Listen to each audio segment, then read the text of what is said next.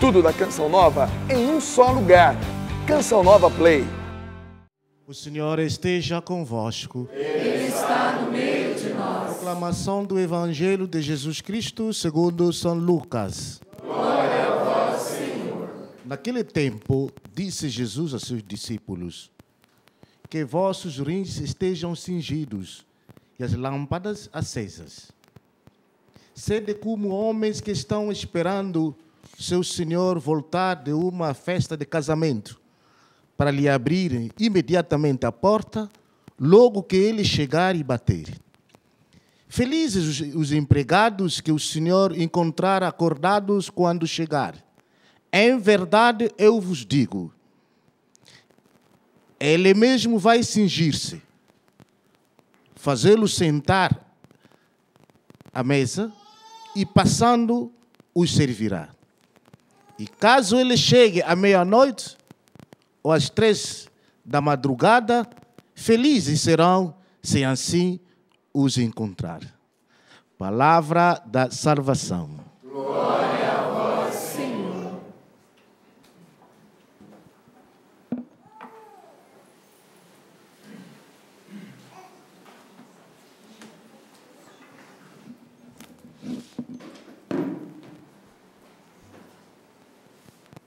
Queridos irmãos e irmãs, aqui na capela, você em casa, nessa terça-feira, nessa carta de São Paulo aos Efésios, no finalzinho, fala de uma construção que tem como fundamento o próprio Cristo e nós somos parte dessa construção. Primeira coisa que nós pensamos quando falamos nessa construção, qual a realidade primeira que nós pensamos? A igreja. O fundamento da igreja é Jesus Cristo. E nós fazemos parte da igreja. Nós fazemos parte desta construção. Por isso nós podemos ser chamados família de Deus. E São Paulo tratava, com certeza, a população ali de Éfeso, por isso que ele enviou essa carta aos Efésios, como família de Deus também. Mas como família, ele não deixa de expor algumas preocupações que poderiam colocar em risco a salvação daquela comunidade. Também aqui, você, em algum momento, com filhos ou com o esposo, precisou chamar a atenção para algo que poderia colocar em xeque a salvação da família, a salvação dos filhos, a salvação do seu filho ou a sua própria salvação. Então, quando você dá direção, quando você direciona, quando você dá alguns toques para que a pessoa mude, é porque você está preocupado com a salvação dela. São Paulo estava preocupado com a salvação dessa comunidade. Por isso, ele dirige essa carta para eles, relembrando, o fundamento é Cristo. Vocês são parte desta construção que tem este fundamento, esta base sólida. Por isso que a igreja está construída sobre a rocha, sobre o próprio Cristo. Depois constituiu, deu esse poder a Pedro para direcionar a igreja. Somos parte, aqui tem vários tijolinhos desta construção que é a igreja. A igreja que tem como objetivo nos levar para o céu, nos entregar inteiros, sãos, curados para Deus, nos devolver para Ele inteiros. E o que nós precisamos cuidar para mantermos a salvação que o Senhor nos confiou? E deixou a igreja para cuidar dessa salvação como mãe, como uma mãe que cuida, como uma mãe que chama a atenção, que briga de vez em quando. Olha, isso aqui que você está fazendo é errado, deixa isso. Deixa essa vida para trás e muda. Olha, essa comunidade é muito amada. Então, os olhos dos evangelizadores estavam voltados para a comunidade de Éfeso, esses Efésios. E aqui ele nos recorda para eles que um tempo eles viviam neste mundo sem Deus. Em um determinado momento também nós vivíamos como se Deus não existisse. Deus existia, sempre existiu. Mas nós vivíamos, dávamos passos, fazíamos nossas escolhas não levando Deus em consideração nunca. Era como se ele não existisse. Vivíamos rodando aí, passeando por este mundo, como se fôssemos senhores do mundo ou senhores de nós mesmos. Não sabíamos que tínhamos um fundamento. Eu achava que eu era o fundamento. Então eu faço o que eu quero, escolho o que eu quero, invento o que eu quero para mim. O fundamento é Cristo. Também essa comunidade viveu assim. E é isso que São Paulo recorda. E aqui ele fala da reconciliação que eles precisam viver, de como eles precisam se colocar constantemente na presença do Senhor que ofereceu salvação para eles. Assim é conosco, nós também devemos nos colocar constantemente diante do Senhor que oferece salvação para nós. Não pode ser diferente. Assim nós devemos agir.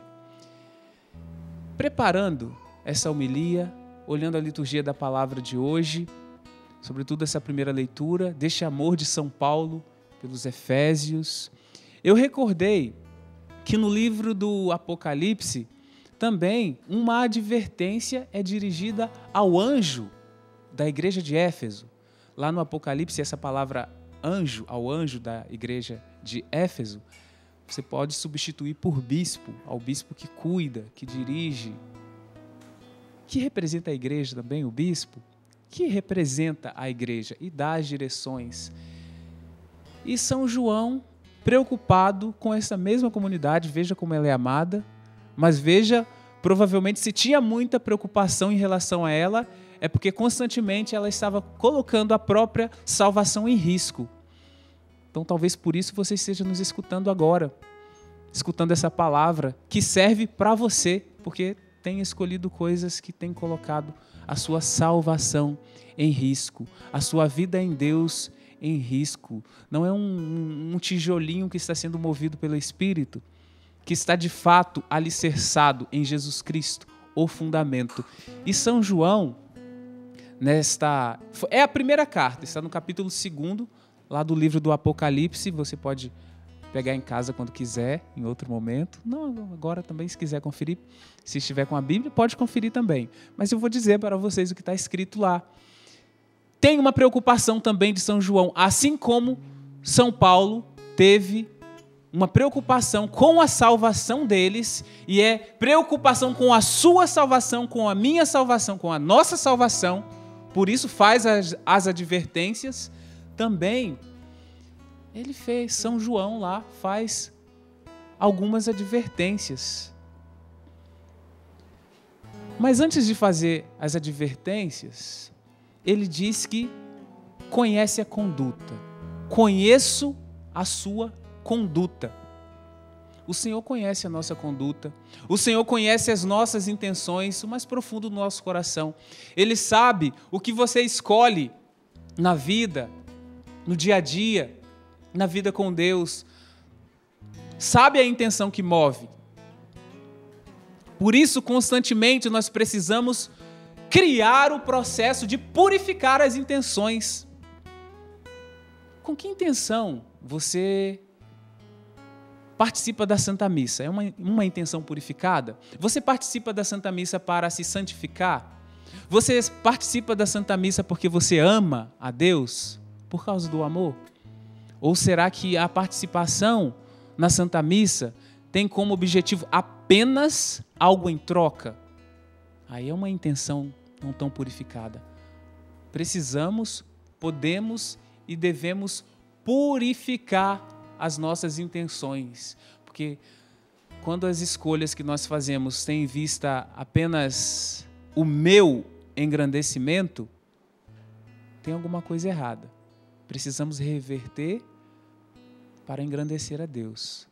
Conheço sua conduta, diz São João ao anjo da igreja de Éfeso, mas na verdade ele está dizendo para a própria igreja, para aquele povo que ele deseja que seja salvo. Conheço a sua conduta. Então, de Deus não se esconde, não tem como enganar a Deus, sabemos disso. São João diz também: conheço o teu esforço, conheço os teus esforços, aquilo que você faz para se aproximar de Deus, aquilo que você faz para continuar na santidade, às vezes que você procura o sacramento. Eu conheço e sei quantas vezes você cai, mas eu sei quantas vezes você se levanta e o esforço que você faz para se levantar. Eu sei do esforço que você faz para não permanecer no chão. Eu sei do esforço que você faz para sustentar a sua família com a oração, para manter a sua família em pé. Eu conheço o teu esforço, conheço a sua conduta e conheço o seu esforço, a sua conduta e o seu esforço. O Senhor não desconsidera nada. Você acha que não é escuta? Ah, Deus não me escuta. Deus não olha para mim. Deus te olha a todo momento e te escuta a todo momento. E Ele sabe o que é melhor para você. E no momento certo, te concederá o que Ele quiser. Além de conhecer a conduta, o esforço, São João diz, conheço isso tudo da comunidade de Éfeso, aquela que São Paulo também escreveu para ela. Conheço também, além da sua conduta e do seu esforço, eu conheço a sua constância. Quantas vezes nós fomos inconstantes? Mas quantas vezes, em nossas inconstâncias, nós insistimos e por causa daquele esforço, você levantou de novo e foi em frente. Quantas vezes você foi para a Santa Missa sem vontade? Quantas vezes você rezou e seu corpo não queria reza, seu corpo não queria oração, seu corpo não queria nada com nada, seu corpo queria um quarto escuro, janelas fechadas e não queria ver ninguém. Até põe aquele negocinho no olho assim para não ter luz, não ver luz. Quantas vezes você insistiu em pegar o seu terço e rezar? Quantas vezes o seu corpo realmente não tinha condições físicas, por causa de patologias, às vezes psicológicas, por conta de depressão, transtornos de ansiedade, uma hiperatividade que você não imaginou que poderia viver nunca na vida e você viveu, mas você foi constante. Na inconstância você encontrou o caminho da constância. O Senhor diz, eu conheço a sua constância, conheço a sua conduta, conheço o seu esforço e conheço a sua constância. Então você não precisa ter medo. E você é família de Deus, tem como fundamento desta construção que é a igreja, o próprio Cristo. Então não deve ter medo, porque você não vai ruir. Porque você não construiu a sua casa sobre a areia, foi sobre a rocha inabalável, Jesus Cristo. Mas só uma coisa, São João diz, que faltou a essa comunidade. A comunidade precisava voltar àquele fervor do início, de quando foi encontrado por Deus, de quando abriu o coração e permitiu que o Senhor mudasse a existência para sempre. Aquele dia que você permitiu que Deus mudasse tudo. Pode mudar, Senhor, eu permito. Vem sobre a minha vida. Vem, Espírito Santo, me transforma. Você fez a experiência do batismo no Espírito, mudou suas estruturas para sempre. E aí você começou a estacionando, começou a regredir. Olha que triste. Parece-me que a comunidade, mesmo tendo esse tanto de qualidade, não tem tantos pecados, mas tinha uma realidade que estava colocando em risco a salvação deles. Eles tinham abandonado o fervor do primeiro amor. Quando eu falo primeiro amor, não é apenas o primeiro amor que você devotou a Deus, mas quando você reconheceu que de fato você é amado. Nossa, eu sou filho e eu sou amado. Esse é o primeiro amor. O primeiro amor é você reconhecer que é amado por Deus e que é este amor de Deus que transforma a sua vida. Isso é o primeiro amor. Isso é voltar ao primeiro amor. Não é o seu primeiro amor, mas é recordar aquele momento todo especial que você foi encontrado e que você sentiu o amor de Deus. eu sinto que sou amado. Eu conhecia Deus, falava de Deus, falava o nome de Deus, mas eu não tinha a experiência do amor de Deus na minha vida. Eu só falava Deus, Deus, Deus. É algo que existe alguém, mas não sei nem se era alguém. Era algo impessoal. E você descobriu que Deus é pessoal. Você lembra aquela experiência do Evangelho em que Jesus se aproxima de Madalena, por exemplo? É aquela aproximação. É aquela aproximação que aconteceu conosco. E como que aconteceu essa aproximação? Muitas vezes aconteceu no momento que você não estava no seu melhor. Talvez até em pecado você estava naquele momento. Mas você percebeu, Deus me ama. E porque Ele me ama, eu preciso corresponder com a minha existência. Eu preciso corresponder com a minha vida. Eu preciso corresponder com os meus gestos, com as minhas palavras. Eu preciso corresponder com os meus passos de entrega total a Deus. Eu preciso me entregar a Deus e voltar a este primeiro fervor, ao fervor do primeiro amor. Por isso, São Paulo direcionou a comunidade de Éfeso, São João também direcionou. Conheço sua conduta, conheço seu esforço, conheço sua constância, mas você precisa retomar, você precisa voltar na experiência que dá sentido a tudo. Essa experiência de permitir que Deus nos encontre, nos mova e nos direcione, nós podemos manter seguindo as palavras, isso foi a primeira leitura, seguindo as palavras do Evangelho. No Evangelho disse do cingir a cintura, né? Cingir os rins e manter a lâmpada acesa. Esses dois gestos lembram a vigilância que nós precisamos manter, para que se o Senhor chegar de madrugada, você seja preparado. Essa madrugada chegar, você está acordado com a lâmpada acesa, com a cintura cingida. Esse gesto é significativo porque, como usava-se túnicas como eu estou usando, então esse gesto de cingir, o sentido prático, é de você ter mais destreza para caminhar, porque aí levanta um pouco a túnica e você pode correr, pode trabalhar, porque se fazia tudo no dia a dia com a túnica, então cingia. Além do sentido espiritual, também tem esse sentido prático, o sentido de conter as paixões também, mas para ter prontidão na caminhada, prontidão na vida, prontidão no agir, vigilância. E esse tempo de espera é a nossa existência, é a nossa presença neste mundo.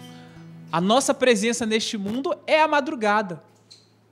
Tempo de esperar o Senhor que vai chegar. E quando Ele chegar, a nossa lâmpada precisa estar acesa. Nós precisamos e devemos estar vigilantes.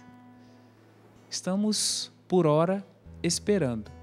O Senhor conhece sua conduta, seu esforço, sua constância. Que Ele encontre nossas lâmpadas acesas.